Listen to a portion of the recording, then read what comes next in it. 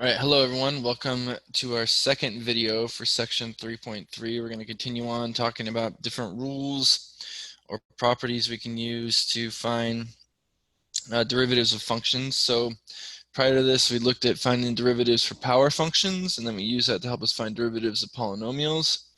So in this video, we're going to expand a little bit on our rules to some other functions or one other function, and then look at some applications. Okay, so let's start by looking at the derivative of e to the x here. And we're told to use the limit definition to try to figure out what this is. So remember, our limit definition says we're going to look at the limit as h approaches 0 of g of x plus h minus g of x all over h.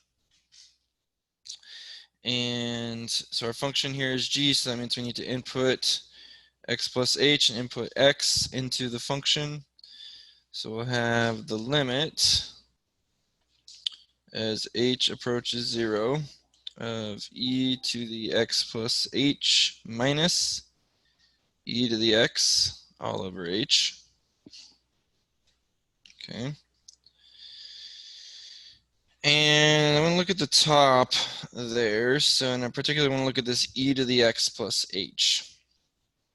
And I'm going to rewrite that as instead of e to the x, I'm going to put my limit thing here. So limit as h approaches 0. Instead of e to the x, I'm going to write that as e to the x times e to the h. Let's think about it. Are those the same thing? When you multiply e to the x, or e to something times e to something else, because they have the bases the same, you can add the exponents. And we do x plus h, I think that does give you x plus h, so I think this is the same thing.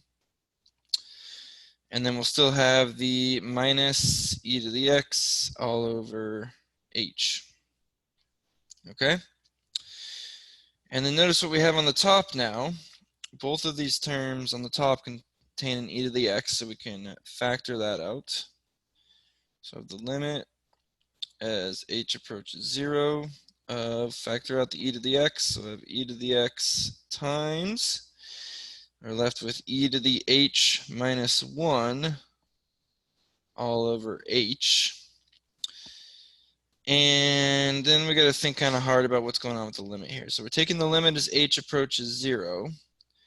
Notice that this e to the x here does not contain an h at all, so that as h approaches 0, that's not going to get changed out at all. So it's only going to impact this other part of the stuff inside the limit, right? The e to the h minus 1 all over h.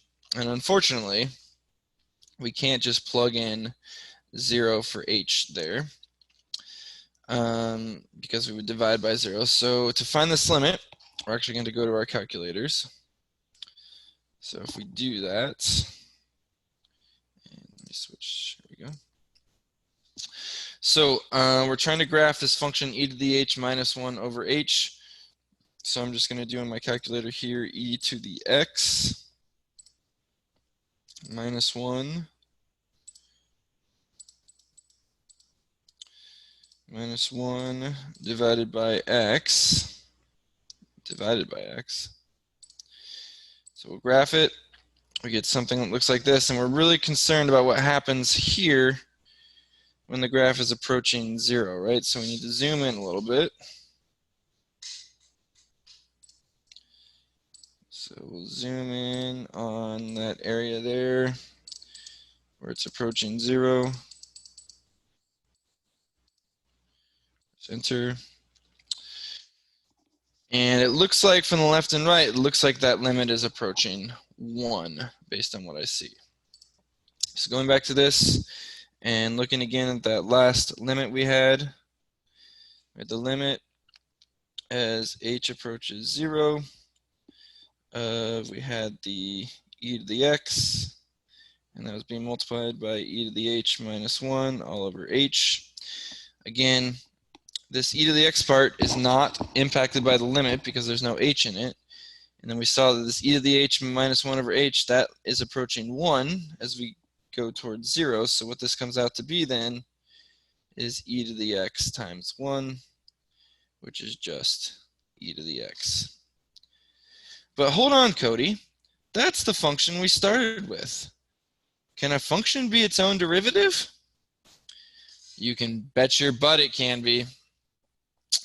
So yes, the derivative of e to the x is just e to the x. Okay, and another way to write this using that other notation we've seen for derivatives, if we have f of x equals e to the x, then f prime of x is also equal to e to the x. So again, the exponential function with base e is its own derivative. Now, that's not true for all exponential functions, but just for e to the x.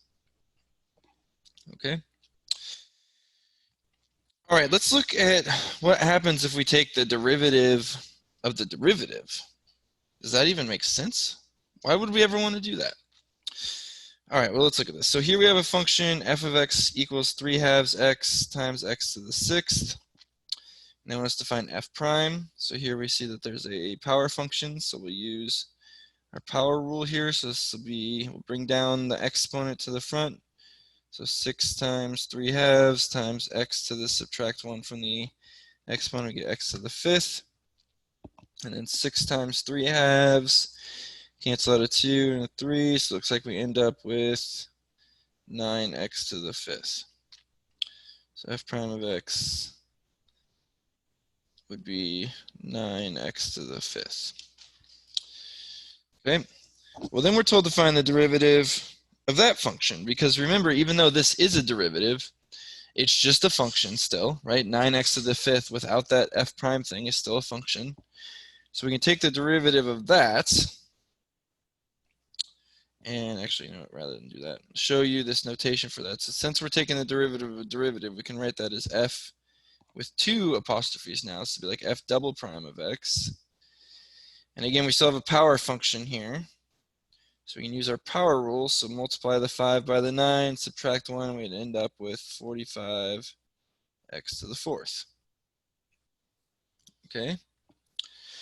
Well, what if we keep going? Can we keep going? Well, the answer is yes. So we can take a third derivative. Okay, so do f triple prime of x, and we can again use the power rule to do that. 4 times 45, which would give us 180 times x to the 3rd. Then we can do it again, so do f quadruple prime, if you will, of x. So we do 3 times 180, subtract 1, so we have 440 x squared. Do it again, and we could do f to the quintuple prime, which I'm sorry, I'm going to erase here.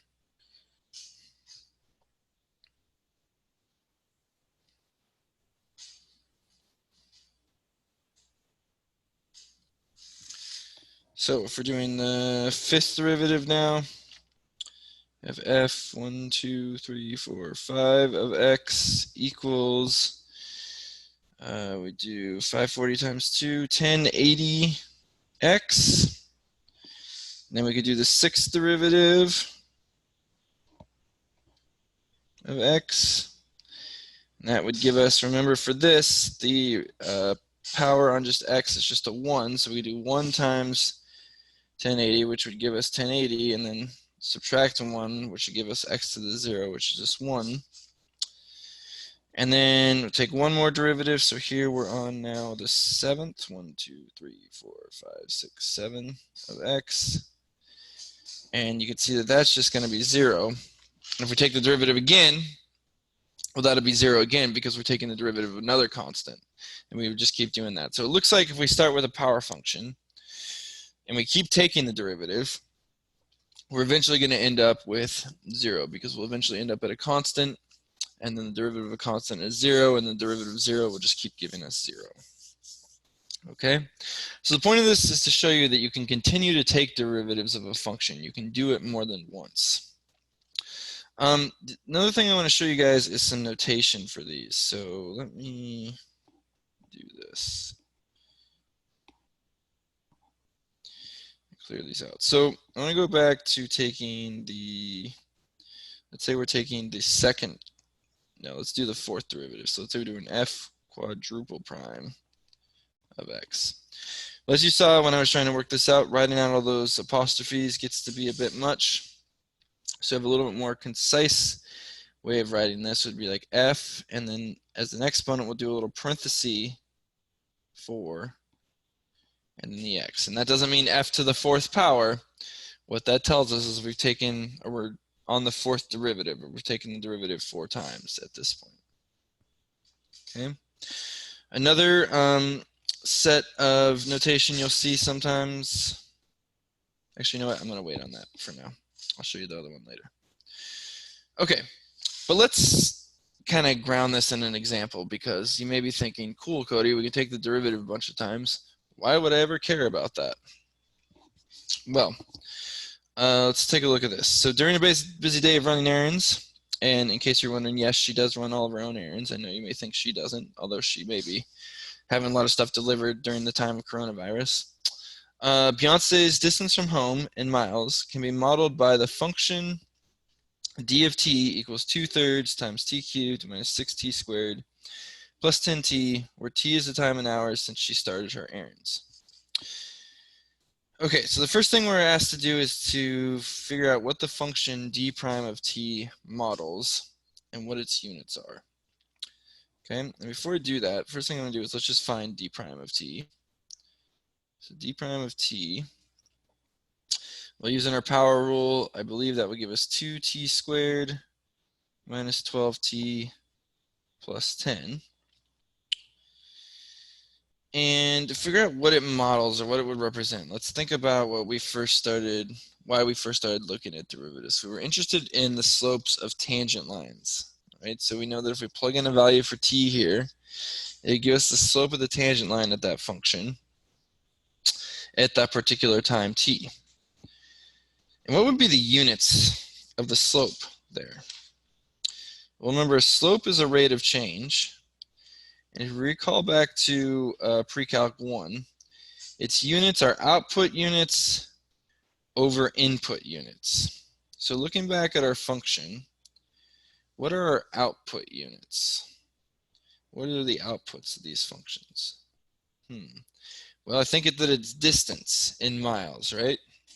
So in this case, we would have miles over, what are the input units? Well, those are the t's, which are time, in hours.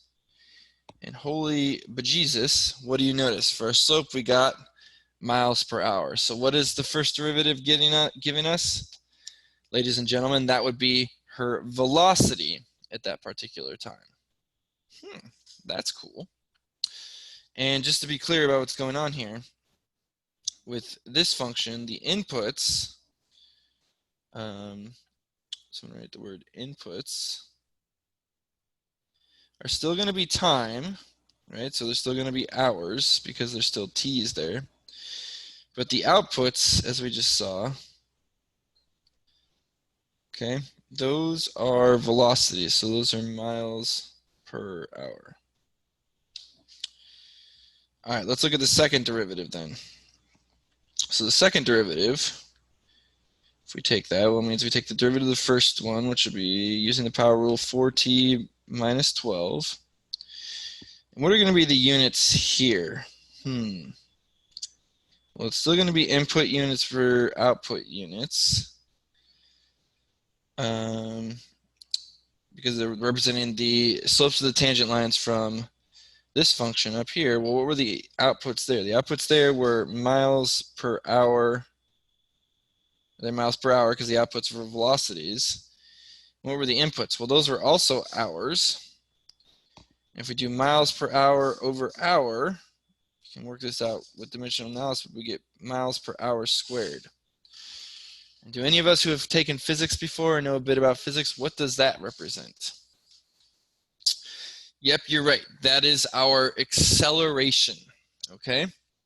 So often, not always, often though, when we're using derivatives in applied context, the first derivative will give us the velocity at a particular point, and the second derivative will give us the acceleration. Okay? Cool, huh? Yeah, it is cool. All right, so let's use that that stuff to answer this question now. So we're working with the same situation with Queen Beyonce, and we need to figure out her instantaneous velocity and her acceleration 30 minutes after she starts her errands. So as we just saw, to find the velocity, we need to use our first derivative. And so we'll be using the d prime of t, excuse me, equals 2t squared minus 12t plus 10. And we need to plug in the value for t. Now let's be careful. It says 30 minutes, right? But up here we said that the time was an hour, so how are we going to deal with that? Right, we use it 30 minutes is 0.5 or half an hour, right? So we'll do 2 times 0.5 squared minus 12 times 0.5 plus 10. Plug that into our calculators. Sorry, I put something wrong here. There we go. Minus 12 times 0.5 plus 10. Looks like we get 4.5. What are the units there? Yeah, these are miles per hour, right? Cool, so that would be her velocity at that time. Let's find her acceleration then. And so for this, we need to use now the second derivative. So we take the derivative of our derivative. So let's see what we have. We had 2t squared, so take the derivative there. That's going to be 4t. And we have minus 12t, so take the derivative there. That's a minus 12, and the derivative of 10 is 0.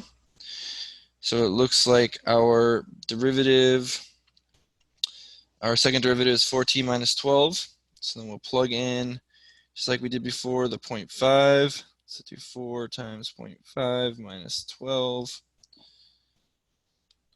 If we do that, looks like we end up 2 minus 12, which would be negative 10. Remember, our units here are miles per hour squared. And let's also think about what's going on here. It says, if it says the acceleration is negative, what do you think that means? What would it mean to have negative acceleration? Right, she's slowing down at this point. So maybe she's been on a brisk run or a brisk walk, but at this point she started to slow down her roll a little bit. All right, that's all I have for now. Thank you guys for watching.